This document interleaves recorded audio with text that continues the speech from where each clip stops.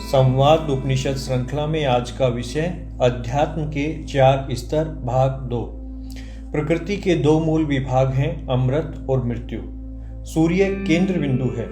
इसका ऊपर का अर्ध भाग अमृत सृष्टि से जुड़ा है, नीचे का गोलार्ध मृत्यु से जुड़ा है।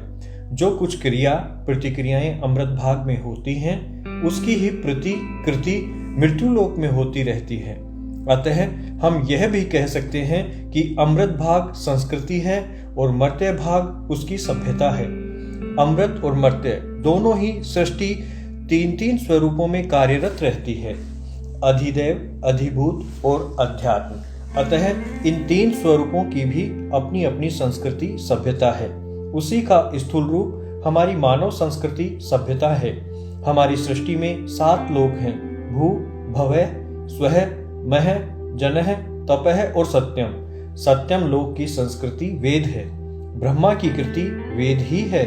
आगे की सृष्टि उसकी सभ्यता कही जाएगी। आगे परमेष्ठी लोक के अधिष्ठाता विष्णु हैं। अव्यय पुरुष कृति है। अक्षर क्षर पुरुष सभ्यता कहलाएंगे। सूर्य लोक में जहां इंद्र स्वामी है, वहां देवता संस्कृति है। अधिदेव सृष्टि सभ्यता है। जहां सूर्य स्वामी है, वहां सौर मंडल संस्कृति है। प्रजा सभ्यता है। संवत्सर संस्कृति है। ऋतुएं सभ्यता है।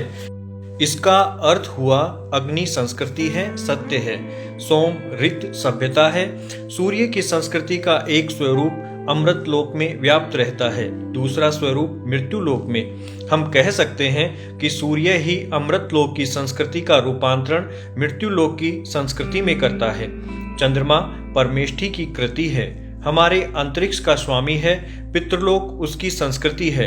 असुर, गंधर्व, पिशाच आदि प्राण उसकी सभ्यता है। 5 महाभूत ही पृथ्वी की संस्कृति है। जड़ चेतन जीव, वनस्पति औषध इसकी सभ्यता है। इन सब का आगे चलकर अग्नि भाव संस्कृति तथा सौम्य भाव सभ्यता कहलाता है। ज्ञान संस्कृति कहलाता है, ब्रह्म का पर्याय है। उस एक से ही विश्व प्रकट हुआ, इसे विज्ञान भाव कहते हैं। यह ब्रह्म की कृति है। ब्रह्म और कर्म मिलकर संस्कृति है। पंडित मोतीलाल शास्त्री ने लिखा है कि एकत्व का प्रतिनिधि शब्द माना गया है, ज्ञान एवं अनेकत्व का प्रतिनिधि शब्द माना गया है, विज्ञान। एकम ज्ञानम ज्ञानम विविधम ज्ञानम विज्ञानम ही ज्ञान विज्ञान शब्दों की परिभाषा है। एक से अनेक कैसे उत्पन्न हो गए, इसका नाम ही विज्ञान विद्या है। ये अनेक भाव उस एक में कैसे परिणत हो जाते हैं, इस रहस्य विद्या का नाम ही ज्ञान विद्या है। ज्ञान विद्या ही आत्म विद्या है। यही संस्कृति शब्द का संपर्व है। प्राचीन खंडरों, मूर्तियों, भवनों आदि का नाम संस्कृति नहीं है। ये तो सभ्यता के प्रतीक माने जा सकते हैं। साहित्य ही एकमात्र संस्कृति का प्राणवान प्रतीक माना गया है। पुरातत्व के अवशेषों के जड़ दर्शन से संस्कृति का स्वरूप बोध प्राप्त नहीं कर सकेंगे। साहित्य का दर्शन मात्र से संबंध न होकर एकांत चिंतन तत्व से ही संबंध है। संस्कृति ज्ञात्वा है, दर्शनीय मात्र नहीं है।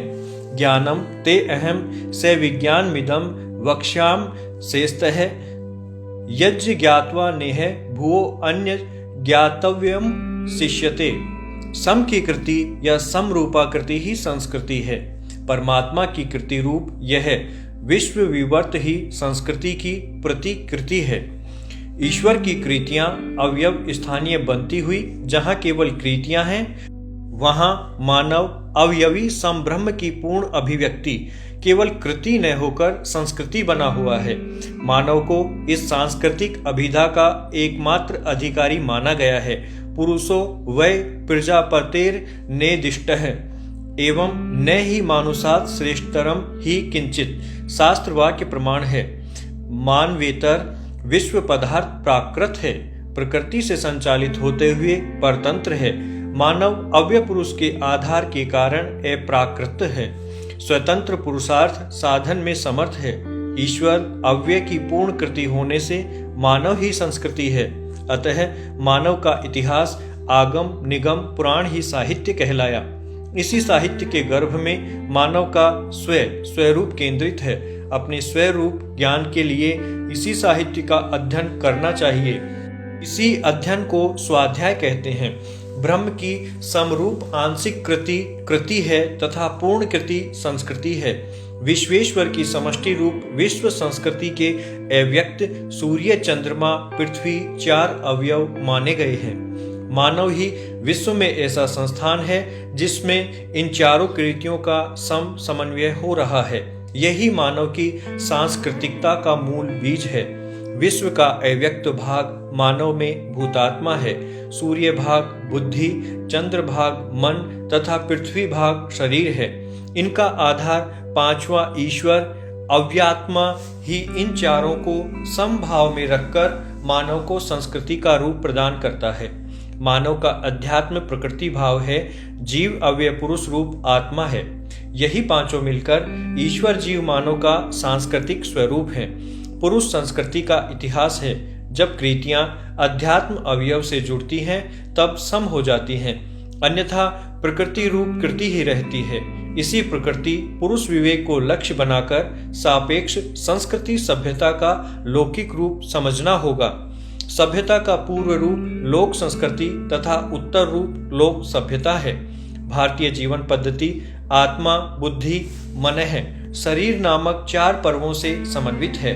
आत्मभाव ही मानव की मानवता का एकमात्र वह मापदंड है जिसने इसे भूत सर्गों में सर्वश्रेष्ठ प्रमाणित कर रखा है।